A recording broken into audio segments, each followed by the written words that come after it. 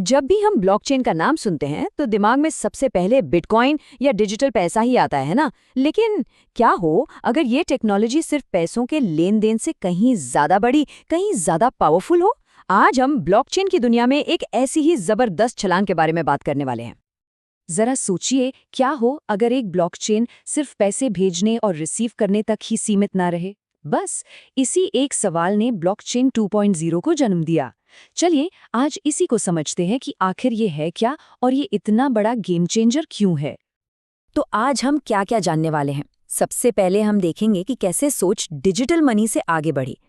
फिर हम मिलेंगे इथीरियम से, जिसे वर्ल्ड कंप्यूटर भी कहा जाता है। उसके बाद हम देखेंगे कि कैसे कोड अपने आप चल सकता है और इसके पीछे जो इंजन है यानी ईवीएम उसे समझेंगे। और आखिर में इस नई पावर से जो नई प्रॉब्लम्स खड़ी हुई हैं उन पर भी बात करेंगे। तो चलिए शुरू करते हैं हमारे पहले सेक्शन से, डिजिटल मनी से आगे की दुनिया। यहाँ हम ये समझने की कोशिश करेंगे कि ब्लॉकचेन की जो शुरुआती सीमाएं थी उन्होंने ही कैसे एक नई क्रांति की चिंगारी जलाई। इसे समझने का एक बहुत ही आसान तरीका है। सोचिए कि ब्लॉकचेन 1.0 यानी कि बिटकॉइन एक स्पेशल कैलकुलेटर जैसा है। ये एक काम करने के लिए बना है, लेन देन, और वो काम ये बहुत अच्छे से करता है। लेकिन ब्लॉकचेन 2.0 वो एक नॉर्मल कंप्यूटर की तरह है। वो सिर्फ एक काम नहीं करता, बल्कि एक ऐसा प्लेटफॉर्म है जिस पर आप किसी भी तरह का एप्लीकेशन बना सकते हैं और चला सकते हैं।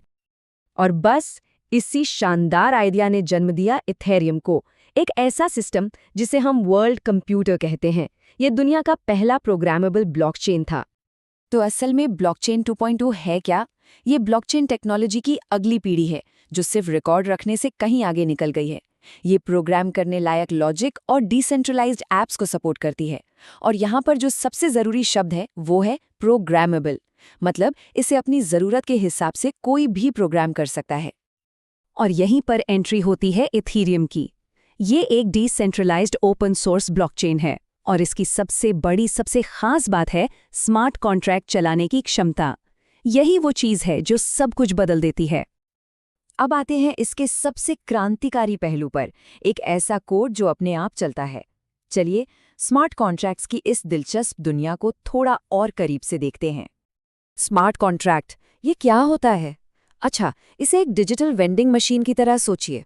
आप मशीन में पैसे डालते हैं, अपनी पसंद का बटन दबाते हैं और मशीन बिना किसी की मदद के अपने आप आपको आपका सामान दे देती है। स्मार्ट कॉन्ट्रैक्ट भी बिल्कुल ऐसे ही काम करते हैं। ये ऐसे अग्रीमेंट हैं जिनकी सारी शर्तें कोड में लिखी होती हैं और जैसे ही वो शर्तें पूरी होती हैं वो अपने आप लागू हो जाते हैं। कोई बिचौलिया नहीं, कोई देरी नहीं। तो एक स्मार्ट कॉन्ट्रैक्ट की जिंदगी होती कैसी है? सबसे पहले उसे सॉलिडिटी जैसी किसी प्रोग्रामिंग भाषा में लिखा जाता है। फिर उसे इथीरियम ब्लॉकचेन पर अपलोड या कहिए डिप्लॉय कर दिया जाता है। और बस एक बार डिप्लॉय होने के बाद वो हमेशा के लिए नेटवर्क पर अपने आप काम करता रहता है। उसे कोई रोक नहीं सकता, कोई बदल नहीं सकता। लेकिन एक सवाल है, ये जो स्मार्ट कॉन्ट्रैक्ट्स हैं ये आखिर चलते कहाँ हैं? कौन सी चीज़ इन्हें चलाती है? यहीं पर तस्वीर में आता है ईवीएम। चलिए इस इंजन को भी समझ लेते हैं। ईवीएम यानी इथेरियम वर्चुअल मशीन, ये एक तरह का ग्लोबल कंप्यूटिंग इंजन है जो इथेरियम नेटवर्क से जुड़े हर एक कंप्यूटर पर एक साथ चलता है। यही वो जगह है, वो माहौल है जहां स्मार्ट कॉन्ट्रैक्ट का कोड असल में एग्जीक्यूट होता है। आप इसे इथेरियम का दिमाग या उसका प्रोसेसर भी कह सकते हैं।